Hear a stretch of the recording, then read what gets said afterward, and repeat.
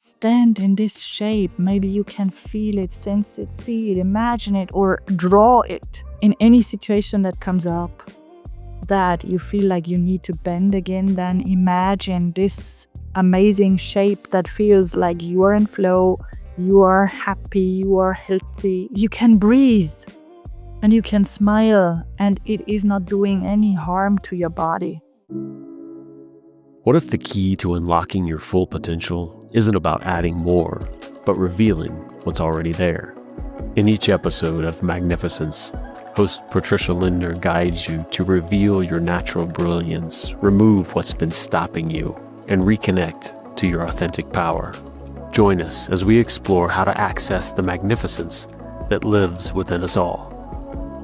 As you are listening to us, you probably are identifying with being an empath, being someone who is really taking care about how others feel, who wants to help others, provide for them, hold space for others when they are in need. You are a fixer personality, and all of that is not bad, but you really need to be careful about that, because this can quickly go into the wrong direction and could really drain you in personal or professional spaces when you do not set a boundary and when you do not understand that there is more to that. And so stay tuned, because in this episode we are talking about exactly that. And I'm overly happy that, again, Jason is with me and we walk you through so many insights when it comes to this fixing, being of service, maybe even over giving. I'm happy, Jason, that you are here and that we dive into this topic right now. Yeah, I'm very happy to be here. And it's a big one. And I think we'll probably say this over and over during this episode, but just hear us now in case we don't say it again, to not take what we're talking about in terms of being there for someone and giving and, just being that person who has an amazing heart, and anyone you're around feels that all of those are incredible things and so important. And like Patricia and I've we were just recently having a conversation about this. We see that in our children. We see that heart, and it's such an amazing and difficult thing to convey. Keep that and protect yourself this way.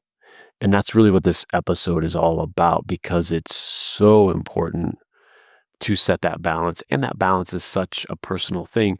But what we're going to get into is certainly how to identify that and just become aware of some of this. And it's so great when I listen to you, Jason. I had this strong emotion when I remembered times when I was really proud of me being overly generous, always helping, always open to anything. You could share anything, you could have anything. I would always want to be of service in a private realm as well as in the professional realm. And you could not talk me out of that, because it felt like that's my personality, that's who I am, and I'm so proud of that. I'm so very proud of that. I do not want to be an egoist. I do not want to say me first. And I think that is the case for many of our listeners, that they feel there is such a big thing in that. It's like really, it's something like, that's my purpose. I came here into this world to make an impact, to be of service, to help others, to be there, and to be patient. That is one of the big words that I used over and over again. I'm overly patient. I'm overly empathetic. And now I see the danger in that, and that's why I wanted to talk about that today. Because setting the boundary when necessary is not betrayal. It is self-love, and it is so needed. Again, if you're watching this, you're probably going, yeah, that sounds great. That is me. What's wrong with that? Nothing in and of itself here, and what we're going to talk about today, are two ways that it can go wrong. One is when you bump up against someone who takes advantage of those kind of people. Whether it's conscious or not, they're often energetically drawn to someone they can manipulate and, you know, control and all of those things. And that's one real strong area where boundaries need to be set. And second is if the reason why you're this person, right, is it healthy and strong and fulfilling and you have these boundaries in place, or is your identity wrapped up in that, and I am only worthy if I'm doing these other things? And I think that's a big thing to clarify here in the beginning, because what we're describing sounds great. Sounds like a wonderful person I'd like to be around, you know? And it is, with these two big areas that we want to focus on today to be cautious of and be aware of. So what you say rings so true, because I think both of the things that you said go hand in hand. When I think of myself, I think there was a big identification with, I need to be this person, this fixer personality. I need to be that empathetic because I need to earn love. I need to earn recognition. Because if I don't help, do I then exist? Do people then like me, love me? Do they see me? Do they recognize me? And I think that is something that I was trained early on, that you need to do something for getting the love that you want. So you need to fix things, you need to fix people, you need to be there. Um, and I think that is such a deeply ingrained pattern that many of us, and I talk for myself, take it as their identity, which it is not. What it is it is like your shape. The healthy, sane shape got bent, twisted, distorted, so that you think you need to do that. You need to act like that to be worthy of love and to be worthy of money when you talk about professional spaces. And it is as if people that take advantage of that, they have a nose for exactly you or me.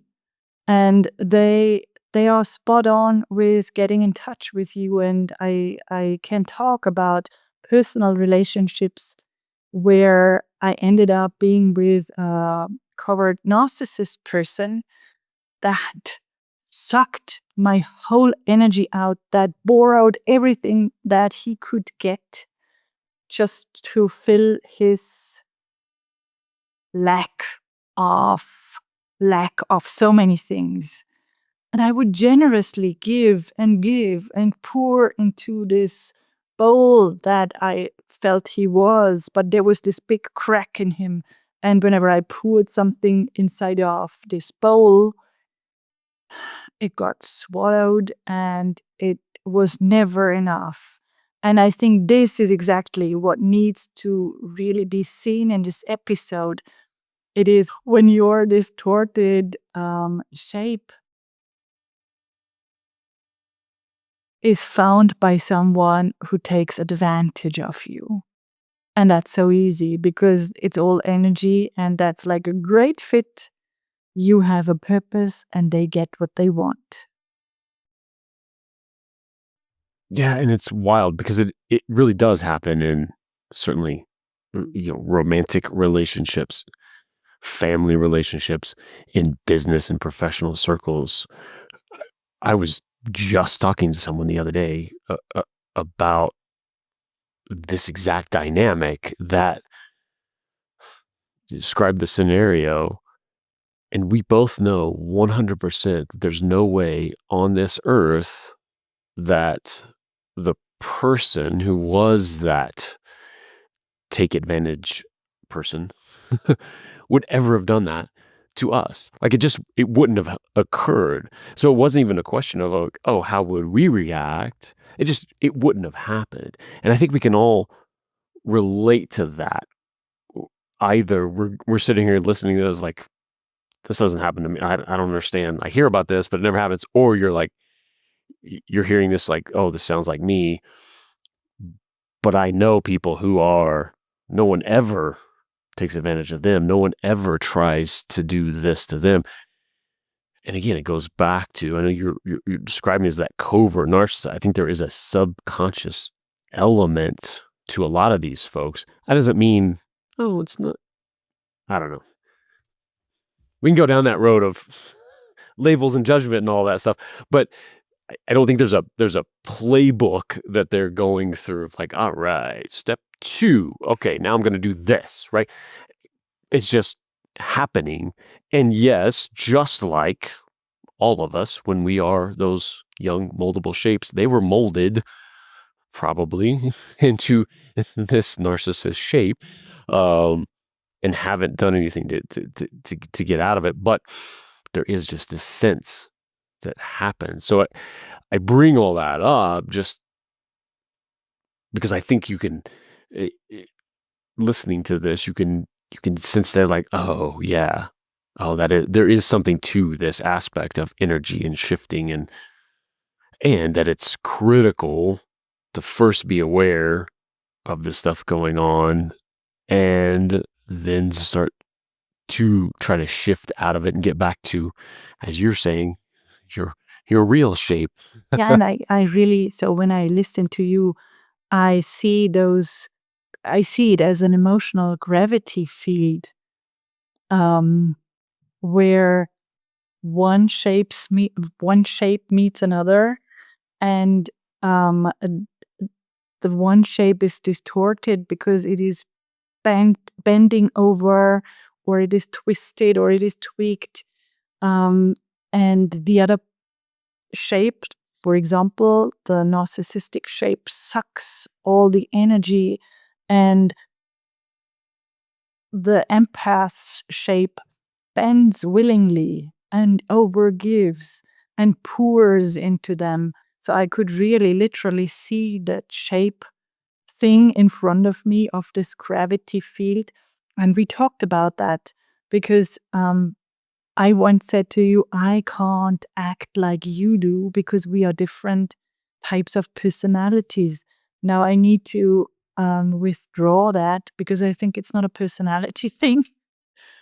I think I could not act like you, Jason, do, setting boundaries or saying no to certain things or just saying, hey, walk away, dude. I could not say that because I had this training field early on of needing to be exactly like that, and it was like second nature. So you could not just push a button and say, well, now I am doing this the other way around, and no one ever can suck my energy and override my boundaries. It's a process, and you can well do things to get back into your original sacred geometry, your shape that is really yours, and you are not a bad person for being in your original shape. It is more like you are then in your divine shape. I know you're so passionate about and getting this out is the fact that it's not that you're not giving, it's you've been disguising that giving, right? It's you're giving to feel worthy, to do these other things, and that's the hopefully the big aha, if someone can let that in a little bit of, oh yeah, I have been doing that, and it's powerful, and it does take a process, but I think it's not just that oh, it's going to take a while to change. It's more that you go through, and if you don't ever get the awareness, if no one ever points it out and puts it in front of you, and you don't let that in, that's when it takes so long to change. Things have to get so bad before you let those moments. Once you let that in, the change can be quick, right?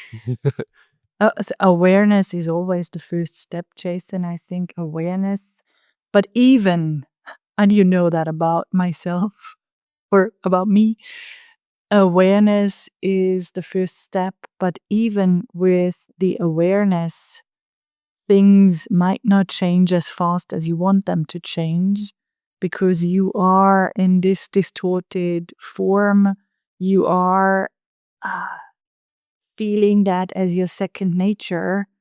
And so there are things that you can do right now. There are things that you can do long term to get you back into your amazing, magnificent shape.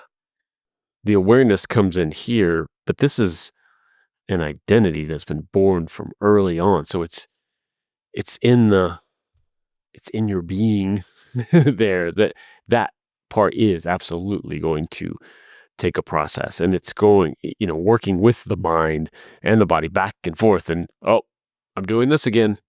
Mm, being aware and shift back, and that's that piece. So I interrupted, but yeah, walk us through some of those. Okay, what do I do if I'm waving my hands wildly saying this is me? What do I do at that point? So one thing is really a contemplation on how was helping your survival strategy when you were young.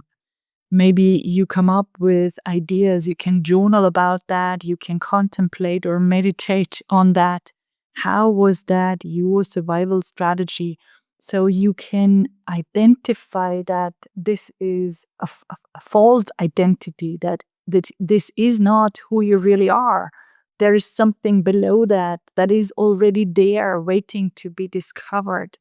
And there are ways to let go of this false identity. I just name some like logosynthesis or time sweeps of my dear friend Richard Morton, or many, many, many others. Like breath work does an amazing thing. Another beautiful thing that I did when I was in this covert narcissistic relationship, and I felt like really exploited and really worn out and sucked out energetically. I could literally feel my distorted geometry or shape. I woke up every morning in this phase where I felt like now it's high time to return to my shape. And I would think and imagine my healthy shape, like a golden shape. Yours could be any color or maybe no color at all. What is your shape? And there is no right or wrong. What is the shape that you stand in? And when you think of shapes, it's not like a triangle or a ball or anything. It's whatever feels that is right for you. That is what you come up with. And then stand in this shape. Maybe you can feel it, sense it, see it, imagine it, or draw it. And in any situation that comes up that you feel like you need to bend again, then imagine this amazing shape, this healthy shape that you have that feels like you are in flow, you are happy, you are healthy, you can breathe and you can smile and it is not doing any harm to your body. I also think of one thing that might be a bit bigger. You could go on a healing journey with me. That could be a one-on-one remotely, or what I really highly suggest always is healing journeys to the south of France or to other wonderful healing places where you feel like you come back home as a reborn person. And I not only promise that, I experienced it.